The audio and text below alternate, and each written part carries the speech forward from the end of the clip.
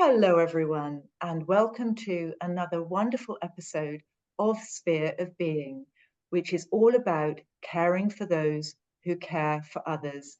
And today, our super special guest is the wonderful Jose Pereira. I hope I've got the name right. Yeah, you did it great. Excellent. Now, Jose has the most amazing backstory ever. I won't go into too much detail because it's for him to tell you, but I have to say it blows your socks off. It is amazing. And Jose helps CEOs, business owners, and entrepreneurs to have an unbreakable spirit when it comes to taking on board challenge and adversity, because he has a lot of that himself. He speaks very much from the heart, wonderfully true spirit that he is. He's also a public speaker and has a wonderful new book that he will tell you about as well. So, welcome, Jose. It's a pleasure and a privilege to have you. Well, thank you for having me. Wow, what an introduction. I got surprised with that introduction. Thank you for having me here today. Oh, it is our pleasure, very much our pleasure. Thank you. And so, to start off, what I'd love you to do is tell us a little bit about your story from where you've been and where you are now. Yes, I always tell the audience that my story begins because I did a long career in the oil and gas, and that was my background. I'm a guy from the finance side, but I did the career in the old areas in the oil and gas and all the ladder. I escalated all the ladder of there, and at the end of the career, I became to be the CEO of an international company here in the U.S. that belongs to the Venezuelan oil and gas company because I'm Venezuelan born. I began my career in Venezuela and finalized it here in the U.S. I live in Houston. Houston is the energy city of the world, and being there, literally in the pinnacle of my career, and I decided to get retirement for some political reasons that were going between the U.S. and Venezuela. And unfortunately, I got caught in the middle of this thing that I never thought I could get caught. And we were called to go to a meeting to Caracas that resulted to being an ambush, and we became an international hostage. And the negotiation to get us released by the U.S. government took 5 years. So I became an international hostage during 5 years. Long story short, that's my story. When I came back through a prisoner swap, it's gonna be 2 years in very soon in October. I don't know when you're gonna air this. Maybe when you air this, it's gonna be very near to the 2 years we got released. And back and forward, I begin to see what I was gonna do with my life. But after going through all my healing process, that I went to a lot of trauma centers because it was a real traumatic situation we went through, we discovered that we were not alone in this. There were another Americans, a bunch of Americans that have been gone or are still going to this hostage situation in other countries. And we became part of that community. We began to work with all the foundation that work in that area. And I discovered that I really love doing that, supporting other. And that's the way I decided to create my own coaching program based on my survivor experience. And because I was a leader in being a CEO, I decided to begin to coach coaches and CEOs of other companies how they can unleash their unbreakable spirit, because everybody has that spirit inside. And this is what today I teach. That's today what I speak. And that's what I decided to put in my book. So long story short, that's my story. Wow, amazing. And this is real testimony to your unbreakable spirit that you're here today with such a positive mindset, one for contribution and giving value and support to others. And I applaud you for that, Jose, because many people, I'm sure, will have become bitter and never perhaps be able to overcome what you have been able to do. And I'm sure it's very much a work in progress, that every day You are thankful for being here, and you work on yourself so that you can be the best for others, which is all about what we're here to do today, is caring for those who care for others. So from my heart, thank you so much for sharing such a wonderful story. What I'm very interested in is, without going into too much detail, I don't want to upset people because this is obviously a very sensitive scenario, but when you were held hostage, a captive for 5 years, what was it, do you think, that actually got you through from a mental perspective? Well, that's a very good question, because that was a process. And I love what you said, work in progress, because that is exactly how it is. We were work in progress during the 5 years, and I'm still today in work in progress. Well, during those 5 years, that was like an evolution, because the first year was terrible. When I say terrible, you can imagine anything, because we went through a psychological and physical torture, starving, a lot of physical illness and mental deprivation. We were in solitary confinement. So that first year was really terrible. But after a lot of negotiations, after 1 year, because we were not alone, we were 6 guys. I was with my 5 top executives. So we were 6, and we were separated during 1 year. But after 1 year, they decided, that are captured, there was the Venezuelan president and all his comrades, and we were in a military basement. So we were in a very bad place, in a dungeon.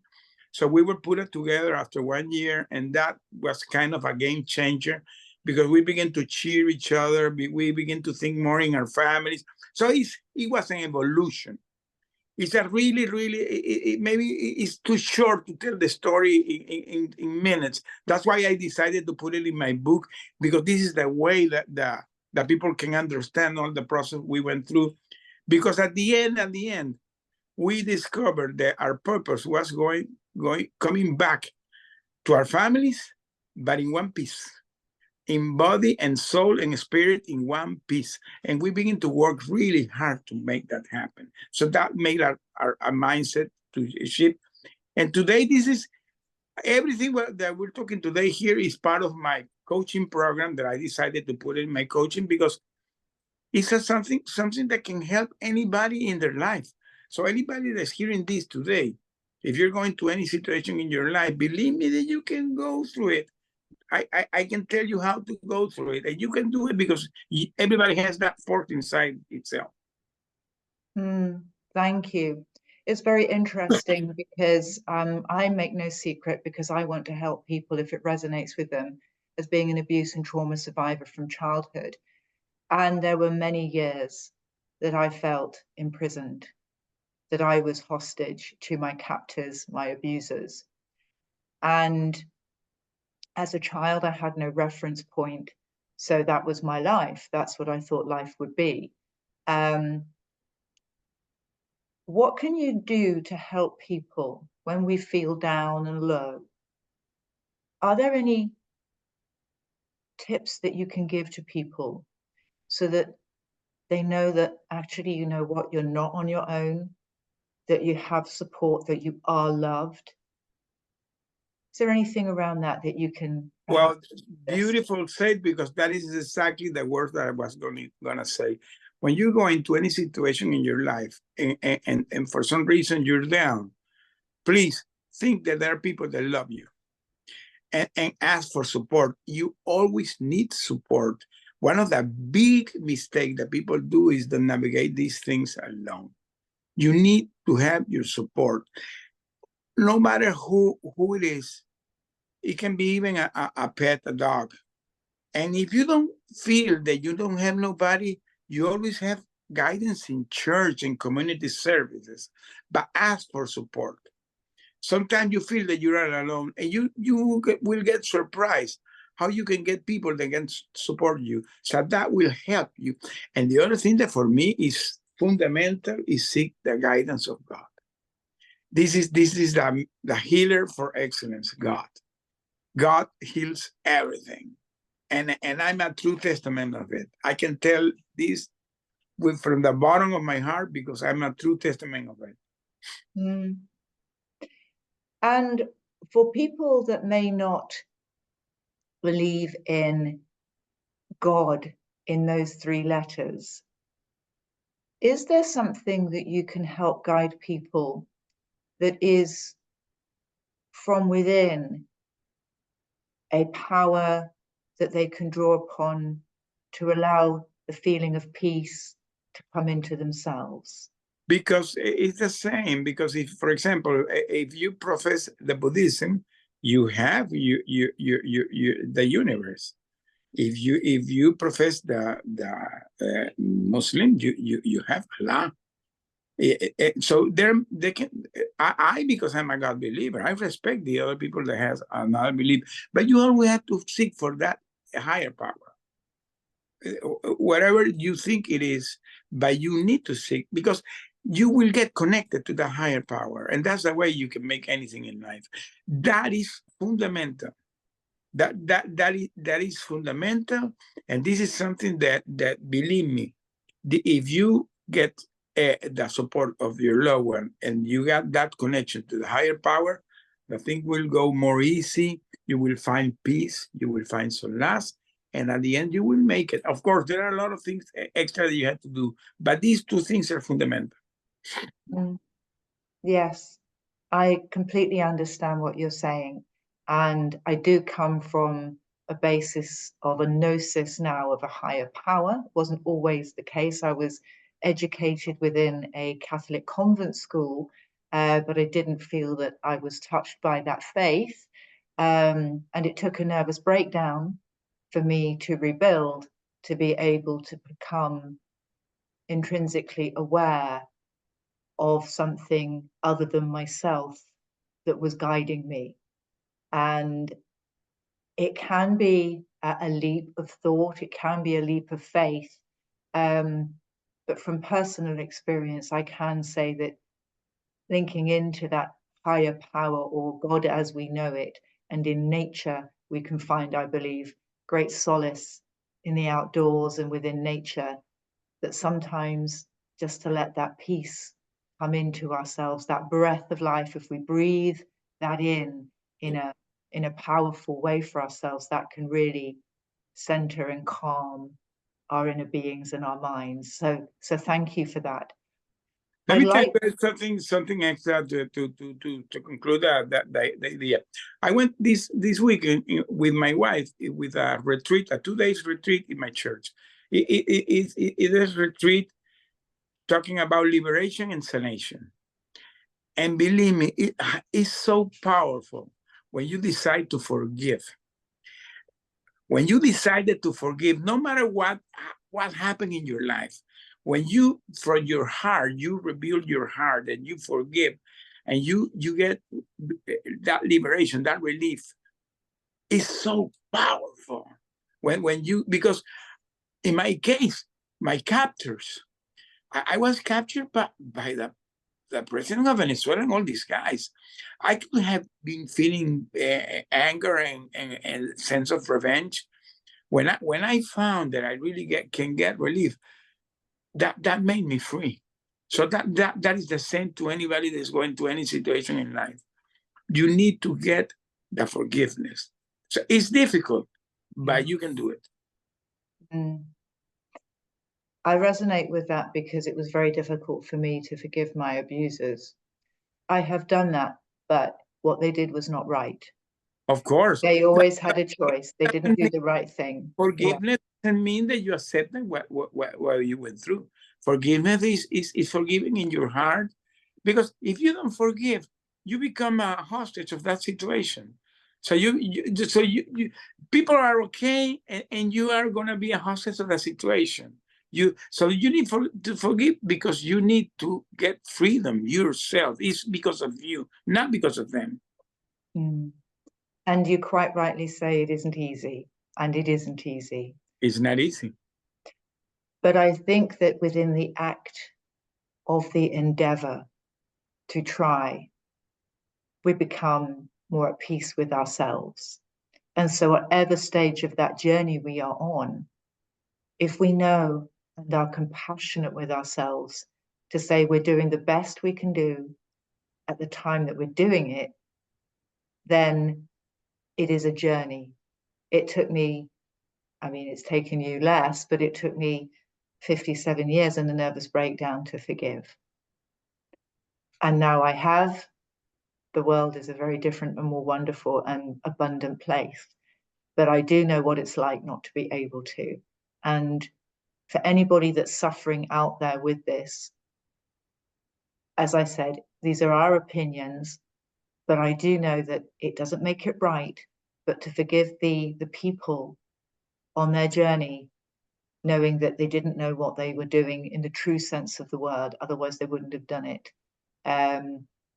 That power, once it's left you, is so freeing and so liberating. I don't know if you had the same sort of feeling, Jose, when you forgave. Oh yeah, I'm talking about this weekend. So it's gonna talking this weekend. This weekend we did the liberation and the sanation. And I thought that I had forgiven, but I always thought that there was something still inside me that I needed to let it go. And this weekend I totally said, okay, now I really let it go, because you feel that it's like an emotion. And if you see, today I posted something in LinkedIn. If you go to my LinkedIn today, I did a posting. I said that there are 3 things that you have to take care in any situation in your life: finding your purpose, connecting with your loved one, and connecting with your faith, whoever you have faith to.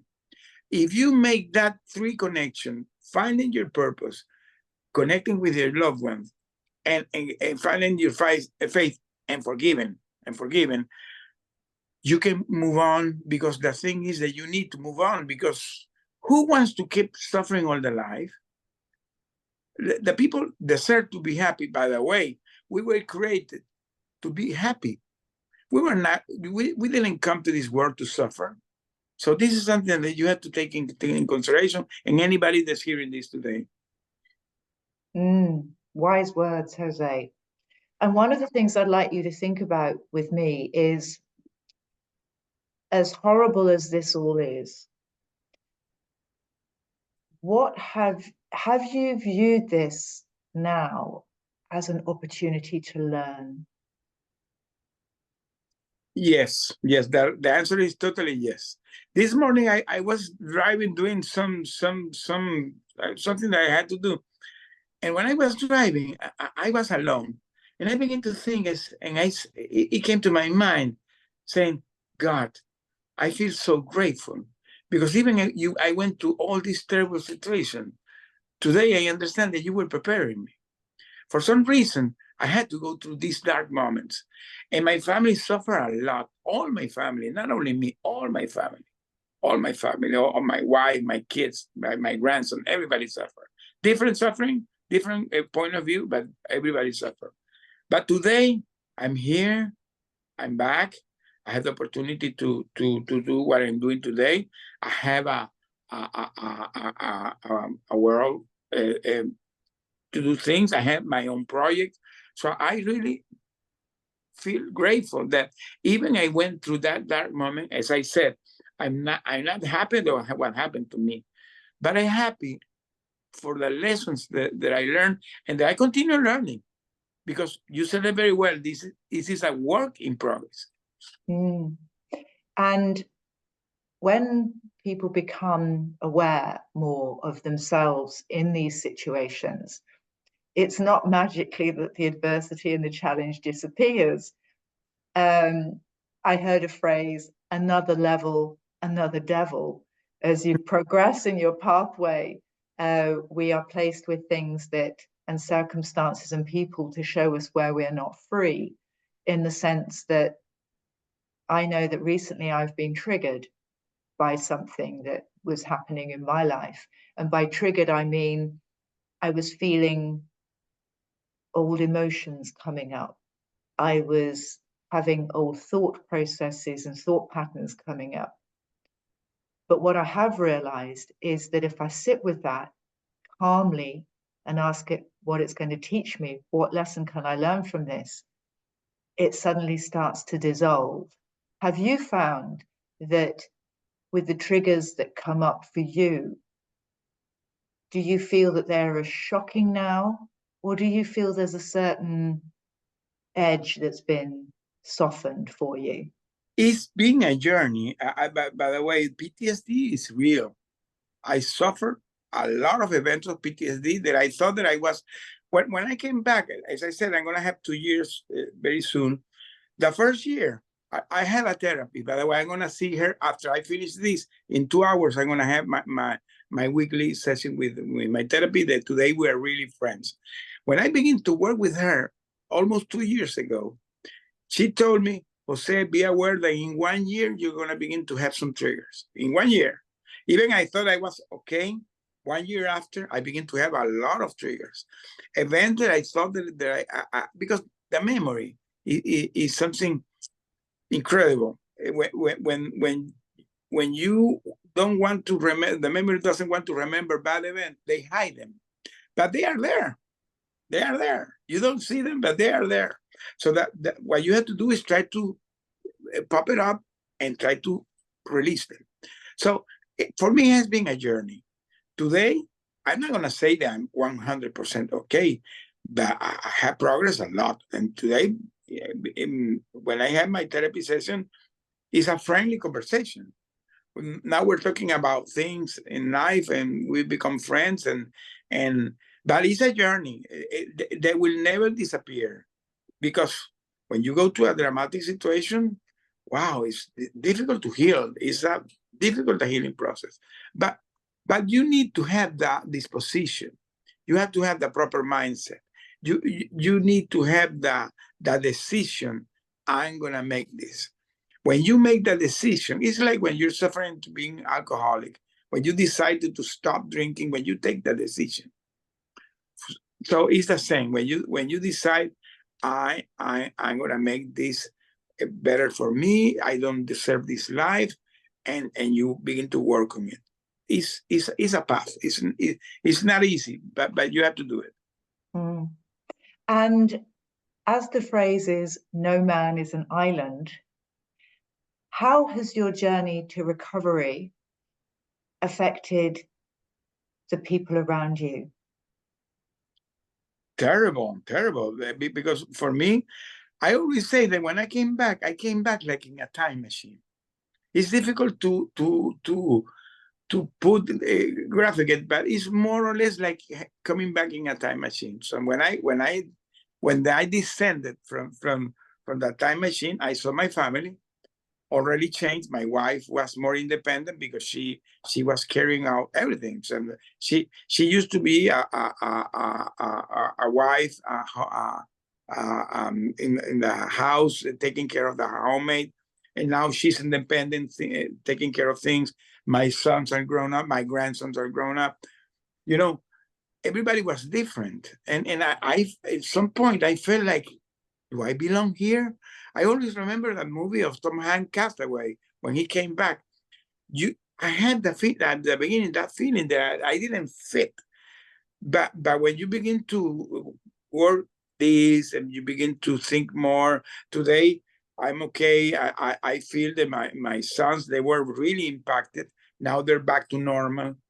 My wife is back to normal. It has been a journey, but we're in that process. By the way, my second book is going to talk about this. How is the process when you come back? Because this has been so dramatic, the process, not for me, it's also for my family, that I decided that my second book is going to be that. Brilliant. Because as they say, the community around us is so important. And you mentioned the church. The church has a community.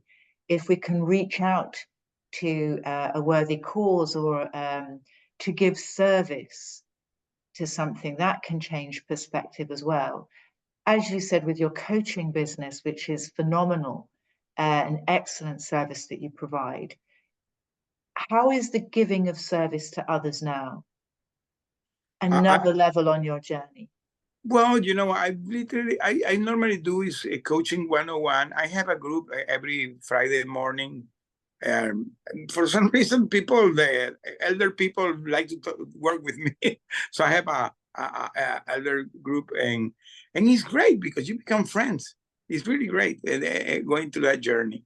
And when you said about the church, I belong also to a church service, a church group. It's called Golden Heart, and we are all people over 60 years. So our senior, I'm 62 today, senior citizens. Congratulations, happy birthday. Yeah. So I can tell you the support is so great. So, and because again, people that for some reason maybe are widows or people that are alone, whatever. Now you have this support group. So creating community is great. Always is great. So when virtual community, LinkedIn, I can tell you, I have found wonderful friendships in LinkedIn, in Facebook too. People that really become your friends. At the end, you make friendship there.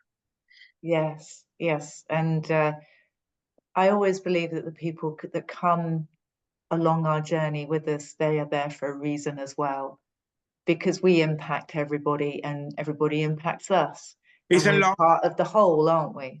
Is law of attraction. You begin to attract people that vibes in the and you're so you become to vibe in the same symphony and begin to attract the people that really want to be with you. I love people that have connected today. That at some point I said, how I got connected to you.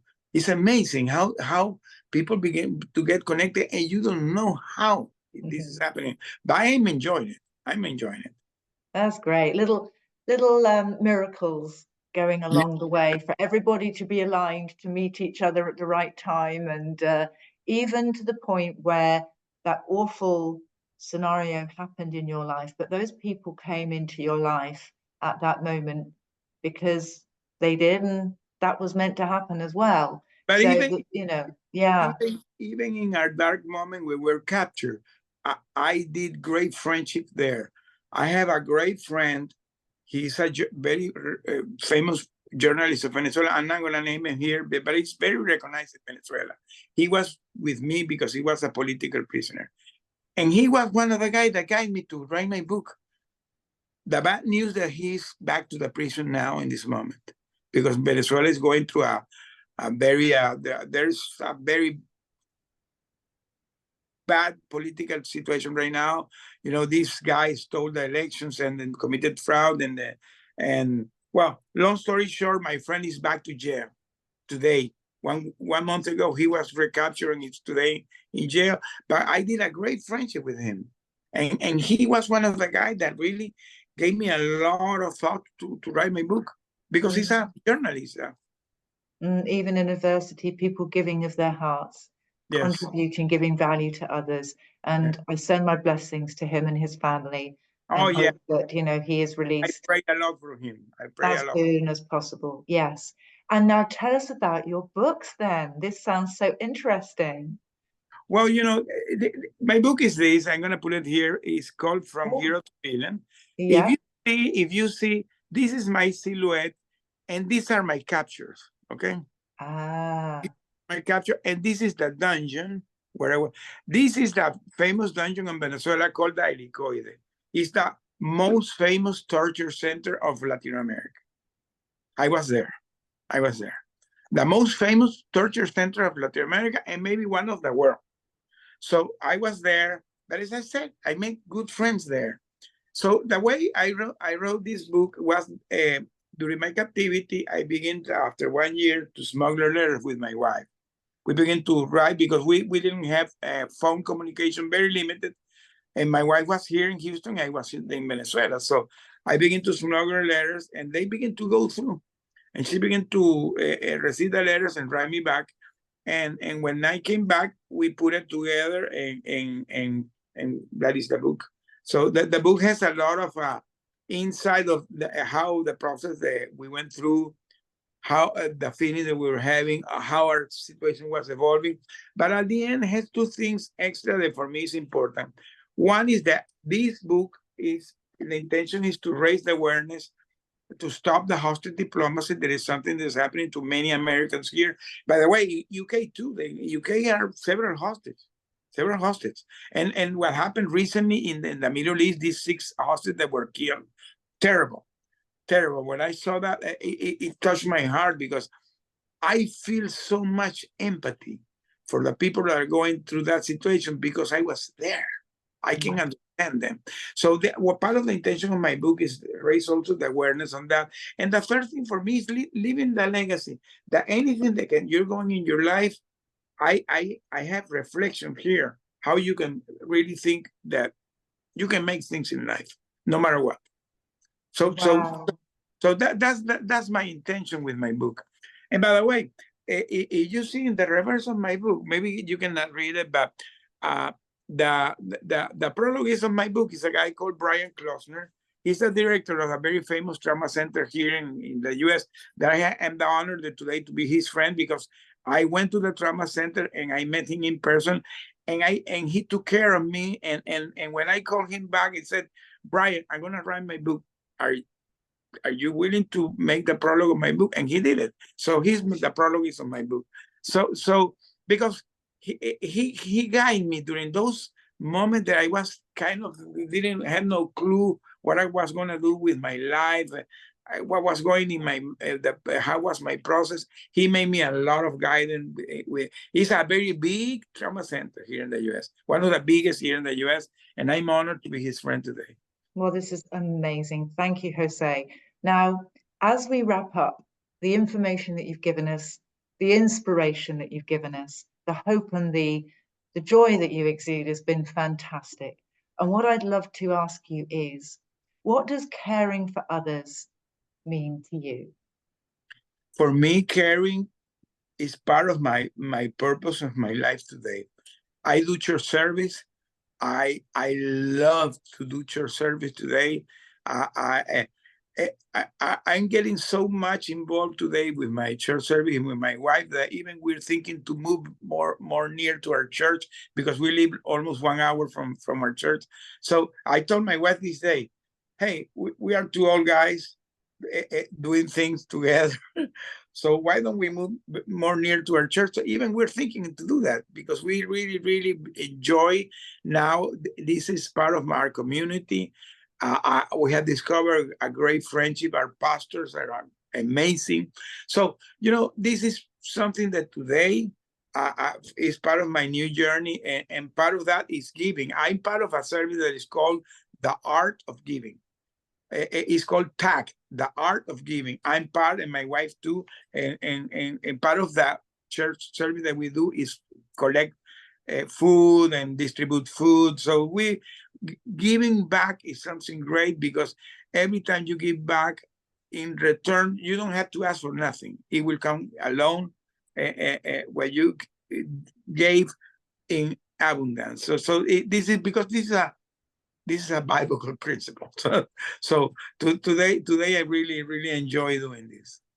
Wonderful. This thing today. Absolutely lovely. From where you've been and where you are now. Not just a transformation, I think it's a metamorphosis. I think that you've metamorphosized into something that is like another being. It's just wonderful to see. Congratulations. It's just lovely to hear your journey. Now, I know people would be dying to get into touch with you. So how can people be in touch with you, Jose? The most easy way, I have my webpage, is joseconnect.com. Connect with the double N. Jose Connect together, no point. joseconnect.com. You can go there. You will find there my coaching program, all the programs that I have there. You can find my speaking gig, because I do speaking virtual and on a stage. I have several speaking, but the most keynote that I do is a speech called From Captivity to Freedom, where I talk about this. Okay. And you can find my book. You can find it in Amazon, but I have all the links to Barnes and Noble, Amazon, Inger's Park, all the major outlets. You can buy it there. And also I have my newsletter that you told me that you subscribe. Absolutely. I post there my newsletter. And today I'm hosting a podcast every Monday talking about leadership and resilience every Monday at 8 a.m. in the morning. What I do is that I post my newsletter in the weekend, and then I talk about that on the Mondays, and we interact with our audience. I do it live in Facebook and a LinkedIn audio. So I'm becoming more involved in media. And by the way, I have been invited to begin to do my own TV show. I'm thinking about that. Wow. So, Amazing. Amazing. Now, for everybody that's missed that, everything will be on the show notes as well. So you can definitely get in touch with Jose. And it sounds like you're going to be a bit of a celebrity very soon. That's wonderful. I Thank always you. have, and my kids laugh. Right. I don't have Well, social media. I don't have nothing. Now I enjoy stuff. It's wonderful. Well, thank you, Jose. And to everybody that's listened today, it's been a privilege to have you. You're always important to me and to our guests. So take care, and we'll see you again very soon. Bye-bye now. Bye-bye. Love the Mary Poppins that you have there. Bye-bye, everybody. Bye-bye.